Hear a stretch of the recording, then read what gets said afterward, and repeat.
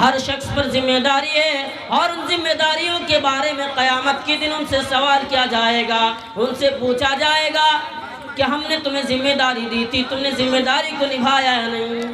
ذرا بتاؤ، ذمہ داری کو نبھایا یا نہیں؟ ہاں، وقت کا حکمران ہے، اس کو اللہ تعالیٰ نے ذمہ داری دی ہے، اور ان سے بھی اللہ تعالیٰ قیامت کے دن سوال کرے گا۔ ہم نے تمہیں ذمہ داری دی، سلطنت دی، بادشاہت دینے کے بعد بھی تم نے اپنے آپ کو چھوڑ دیا، اس لیے تم اپنی ذمہ داری کو یاد کرو۔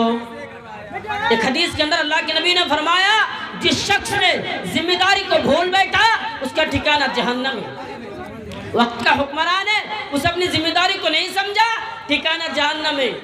بچوں کے بارے میں ماں باپ سے سوال کیا جائے گا، بچوں کے بارے میں ان کے والدین سے سوال کیا جائے گا کہ ہم نے تمہیں ذمہ داری دی تھی، بچے کو ملنے کے بعد تم نے اسے اصلاح نہیں کی، اسے دین کی بات نہیں بتائی، کیوں نہیں؟ اسے نماز کا حکم نہیں دیا، اسے قرآن تلاوت کرنے کے بجائے اور گندی چیزیں اور فلموں کی دنیا میں اور ایسی گندی چیزوں کا عادی بنا دیا۔ اس لیے صحیح تعلیم دینا ہے اور اپنی ذمہ داری کو بھی سمجھنا ہے۔ آئیے اللہ کے نبی ایک بچے کو کیا تعلیم دے رہے ہیں، ان پر غور کیجئے۔ اللہ کے نبی صلی اللہ علیہ وسلم کے سواری پر حضرت عبداللہ ابن عباس سوار ہیں۔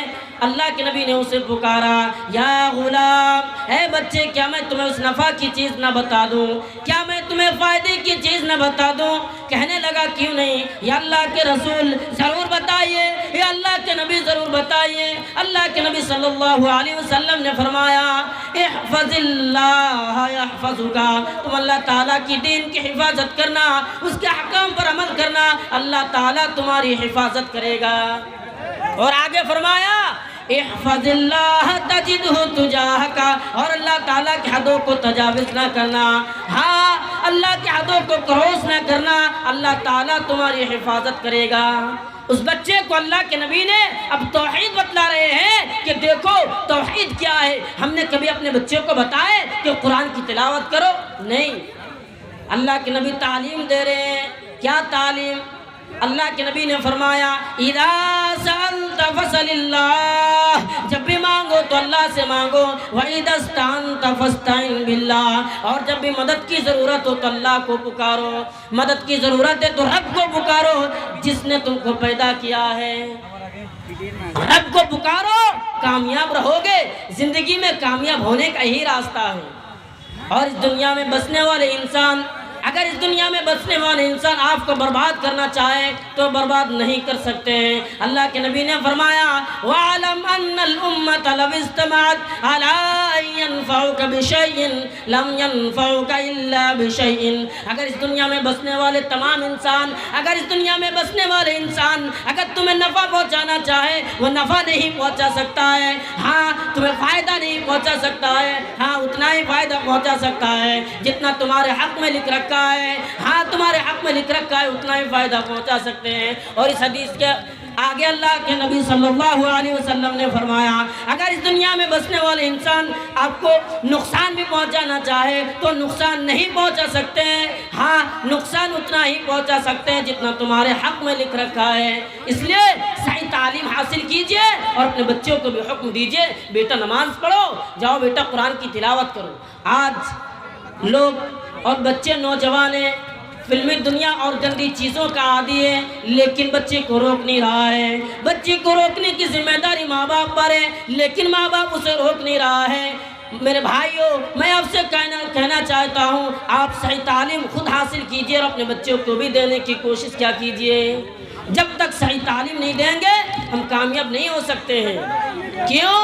اس لیے کہ قرآن اور صحیح حدیث کی باتوں کو نہیں سنیں گے ہم کامیاب نہیں ہو سکتے ہیں۔ تو آئیے آج کے نوجوانوں کے لیے میں ایک پیغام دیتا ہوں، نوجوان جو برائیوں میں مبتلا ہے اور ان پر جو جوانی کی ذمہ داری اللہ تعالیٰ نے دی ہے اور جو جوانی سے محروم ہے، میں ان سے کہوں گا کہ اپنی ذمہ داری کو سنبھالیں۔ کیا ذمہ داری ہے؟ اللہ تعالیٰ نے آپ کو جوان بنایا، اللہ تعالیٰ نے آپ کو جوانی دی، لیکن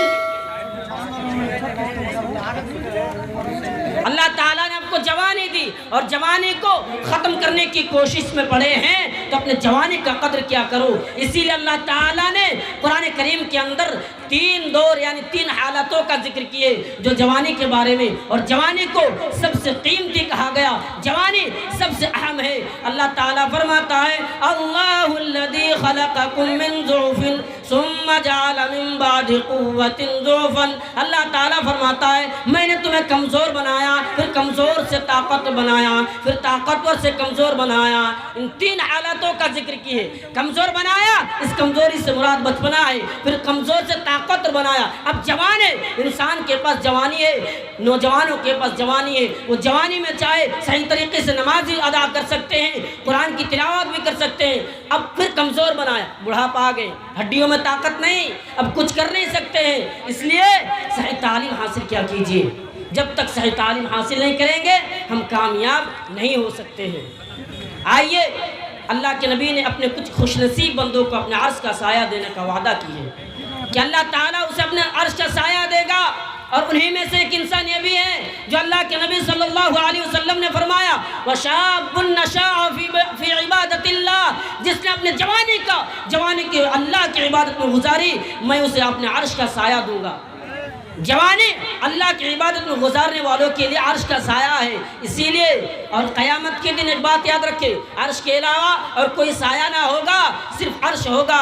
اسی لیے اپنے جوانی کا قدر کیا کیجئے، یہ بھی ایک ذمہ داری ہے۔ اور جو انسان آج ذمہ داریوں سے دور ہے، آج قرآن و حدیث سے دور ہے، آج دین کی باتوں سے دور ہے، صرف اسی وجہ سے کہ وہ دنیا اور فلمی دنیا میں پڑے ہیں۔ آج نوجوان برباد ہے، تباہ ہے، صرف اس لیے کہ فلم دنیا میں پڑے ہیں، قرآن و حدیث کی باتوں کے دلوں میں اٹیچ نہیں کر پا رہے ہیں، اسے معلوم نہیں ہے۔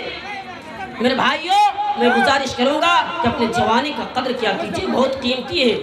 بچوں کے بارے میں فرمایا ماں باپ سے سوال کیا جائے گا، لیکن یہی وہ ماں باپ ہے جو بڑھاپے کی عمر میں پہنچ جائے تو اس سے پھر سوال کیا جائے گا بچوں کے بارے میں، نوجوان سے، کہ تو نے اپنے ماں باپ کو کیسے رکھا۔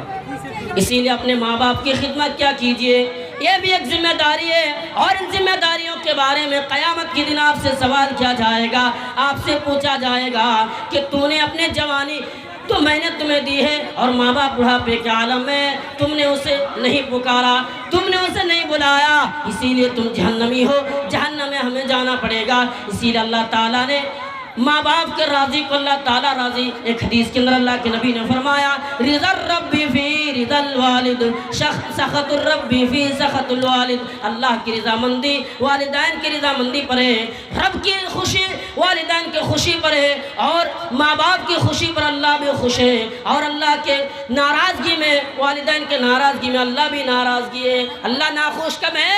جب ہم والدین کو ناخوش کریں گے۔ تو یہ بھی ایک ذمہ داری ہے ہمارے نوجوانوں کے لیے، وہ اپنے ماں باپ کی خدمت کیا کرے۔